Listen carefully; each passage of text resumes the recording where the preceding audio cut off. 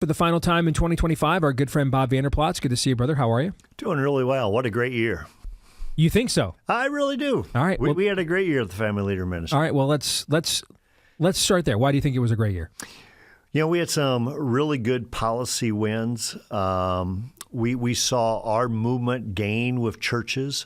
Obviously, you know, we talked about before going to Greece and going to Turkey. And in the midst of that, you know, Charlie Kirk getting assassinated. And obviously that's just pure evil on display. But really what God has used and even turned that to good. And I think that has impacted our movement. And obviously it's impacted Turning Point USA. But I think people are rising up, Steve, and realizing this is spiritual warfare. And for us, that's part of the battle. We tell our team every day, pinch yourself, that God considers you worthy enough to have a front seat to what's going on in the country today. So as you look back at the country over the course of this year, what are some of the things that you're the most excited about? What are some of the things you're the most concerned about? Well, you know, I think what I'm excited about is, you know, a year ago this time we were wondering, hey, you got President-elect Trump, but he has not been sworn in as president yet.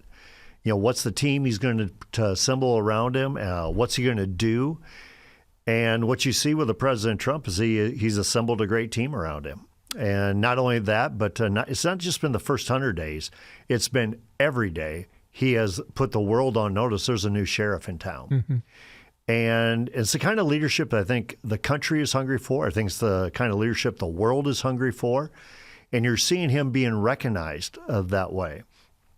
And recognized by those who don't like him, which is good, the animosity that's there, but also recognized by by those of us who really do support him. And so to me, he's been a defining line. So I take a look at that. I'm very excited about that. The concern I have is that when you look forward and you take a look at some of these special elections that we have, there's definitely two different Americas. There's no more straddling the fence. You're either here or you're here. And that's part of spiritual warfare as well. It's about, you know, are you part of the light or are you part of the darkness? And I think what it's going to do, Steve, is going to call out more and more activists, more and more candidates, more and more office holders, more and more pastors, more and more churches to actually take a stand. And at the end of the day, I think that's a good thing. As you survey this year and look ahead to next year, what is something that you think maybe the conventional wisdom on our side doesn't understand, is misreading, or is wrong about? Well, I think, so let me go here first. We adopted a theme at the end of this year that we're going to carry all through next year, probably all through 2027, and probably all through 2028. And the theme is all in to win. Because I really do believe sometimes there's a lot of people on our side think we're just playing a game and, you know, what's the big deal if they win one or win two? Like, do you really, really mean it? I mean, using a sports analogy, you watch the football games, the NFL, the college teams. You tell the teams that really mean it, I am in and I'm in it to win it. And I think our side really needs to get there. And what we do is we go back to Paul in 1 Corinthians 9, which is a great place to go, verses 24 through 27, and basically says, do not run like those those athletes that are competing. They train their bodies in such a way that they can get an earthly prize. You're going for an eternal prize. So therefore, don't waste punches. Make your body your slave. What he's saying is, go all in to win and don't be disqualified for the prizes you do it. That's our motivation. You take a guy like Martin Luther who said, you know, you can call yourself a warrior for Christ, Steve, but if you shrink back from the hottest point of the battle, you're no warrior at all. And what I'm seeing a lot of people, you know, I'm playing games. I'm playing over here and I'm playing over there and I'm playing over there. And the enemy's going, great, you are a distracted person because you're going all over the place. You're no longer focused what it's going to take to win. And what we say, the crosshairs, where the church and the family and government, where they come together, that intersection where those crosshairs intersect, that's where we play. That, to me, is the hottest point of the battle right now. Satan wants to destroy the church. He wants to shut up the gospel.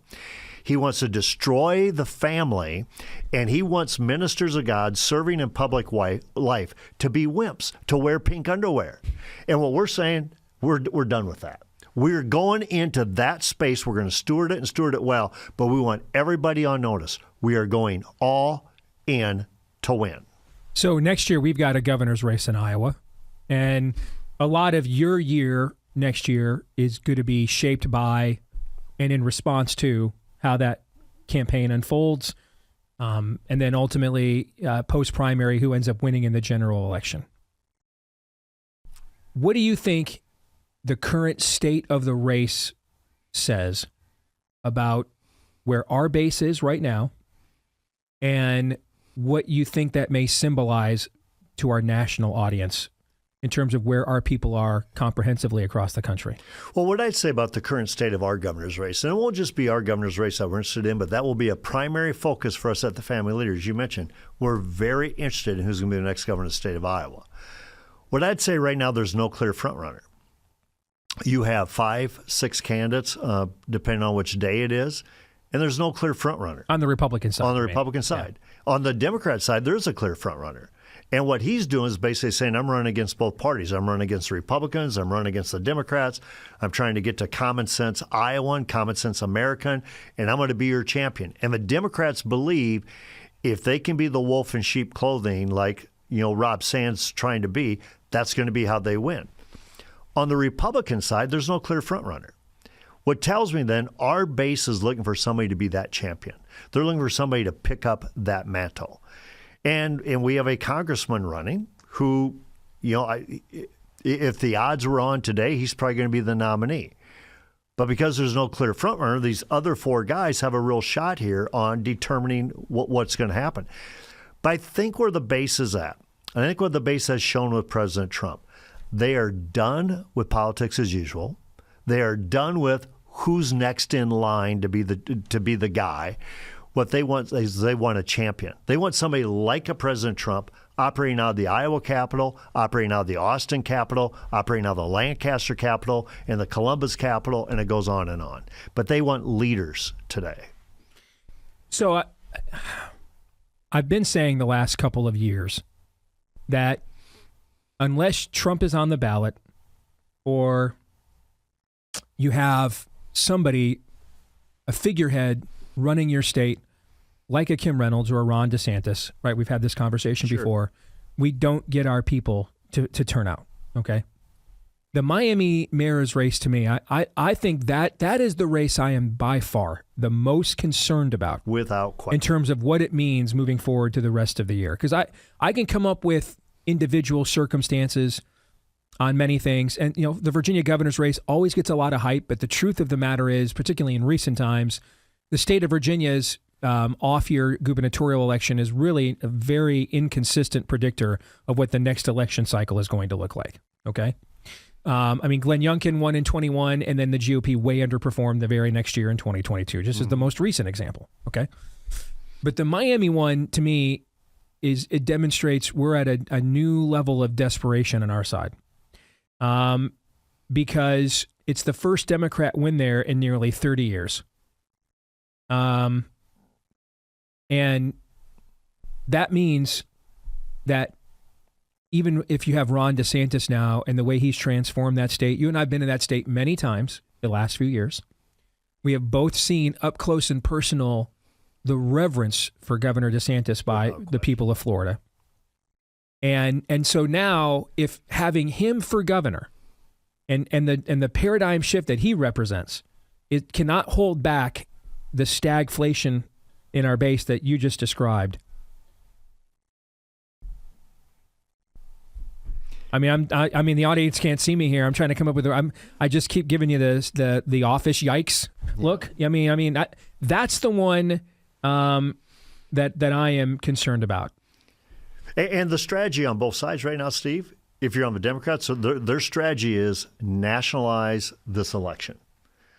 And if you're on the Republican side, because of Trump not being on the ballot, they're saying nationalize the election. So it's like Trump is on the ballot.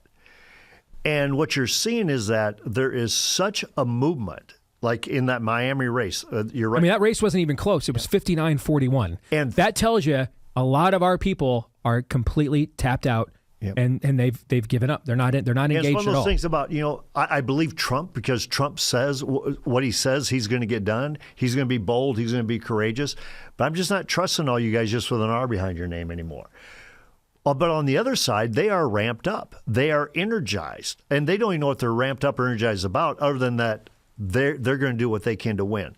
That's why I think it's beholden on all of us in all of our local races, whether you're in Pennsylvania or you're in Texas or you're in Iowa or wherever it might be. You need to get candidates who are going to be bold and courageous, who are not going to represent politics as usual, who are not going to be caught up into just, shallow slogans of what's going to make a difference. They want you to move the needle on things that really, really concern them.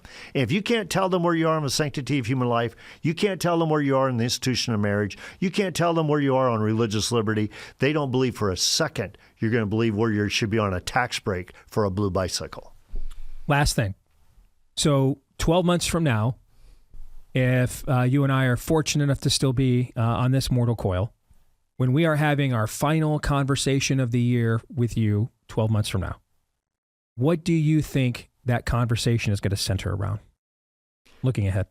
Well, I really hope that the vision that we're casting of being all in to win is that we will see unprecedented levels of donors and donations coming in. And it's not just about the money, but it's about so you can win, right?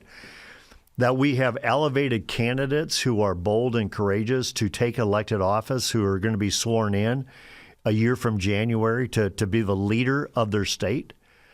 To see a midterm that's not as bad as right now, that I think most of us would probably predict, this midterm does not look good, but that you're raising up levels, that you see a church that is freshly inspired. You're seeing senior pastors casting vision from the pulpit that's biblical, not political, but it's biblical, but it'll have political ramifications, as well as to the policy and the partnership and all those other types of things. So I hope at the end of the day, Steve, we are on the cusp of a spiritual revival. And I hope it's things that we can point to, even like Charlie Kirk's death, that was an igniter of a spiritual revival, that we would embrace it and that we'd run with it. That would be my hope. Todd and Aaron, what do you think of what he just said? We got about 3 minutes. I loved what he said about how early on how the approach the family leader is going to have going forward, addressing our people and quite frankly their malaise. There's way too many people on our side that just don't appreciate how existential the current moment is. And I'm talking about people who go to church every Sunday, but they're too comfortable in their own lives. The bread and circuses are too powerful. And now even, the midterm elections are basically becoming what school board elections always were, which is why leftists always dominated them. Everybody else complained about education, broadly speaking, but in their backyard, my school was great. No, the leftists were taking over there, right in Carlisle, Iowa. We know that now.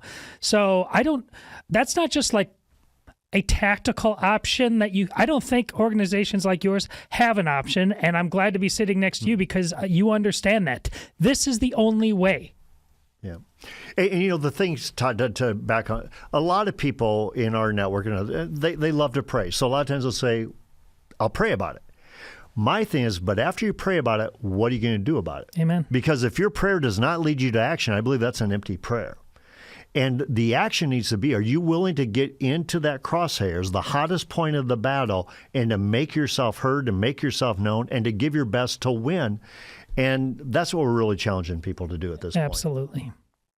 Yeah, the reality is if we are the people who we say we are as believers, Christians, conservatives, it really shouldn't matter how the economy is doing for us to show up. It really shouldn't. Even if we're displeased with overall directions, we still have to show up. That's what we're called to do. But I think too many in this coalition, unfortunately, are motivated not by existential things, but rather prevailing winds. And that's really, really difficult. You've got to have an ignition moment somewhere that you can't just force those things to happen. But there are opportunities everywhere, whether you're at the national level or here at the local level. There are opportunities to seize on issues, to seize on moments. And I just think unfortunately, time keeps ticking, and we're running out of time when it comes to this race here in Iowa with the gubernatorial race, and nationally, if they're going to nationalize the midterms in general. I like to see Trump out on the campaign trail like he was last week, but time is running very, very short for things to make a big difference in the overall direction of our side of the electorate. So I know it's a difficult thing to diagnose, because it's difficult to nationalize a midterm election because each state has their own issues. But at the end of the day, I think time is just running short on the Republican Party and conservatives to kind of get their act together and galvanize and animate their base. Bob, we got 30 seconds. I'll give you the last word. Well, I think Aaron's right. I mean, time is running short. And that's why I go back to Hamilton, where in the musical Hamilton is that, why do I write like I'm running out of time? Because he understood the urgency. Why do I give like we're running out of time? Why do I activate like we're running out of time? Why do I go all in like we're running out of time? Because we are. And a real movement will transcend a personality. And we need to get to that point. Good to see you as always, my friend. All right. Merry Christmas to you and yours. Merry Right. Christmas to you as Right. well. We'll see you next year.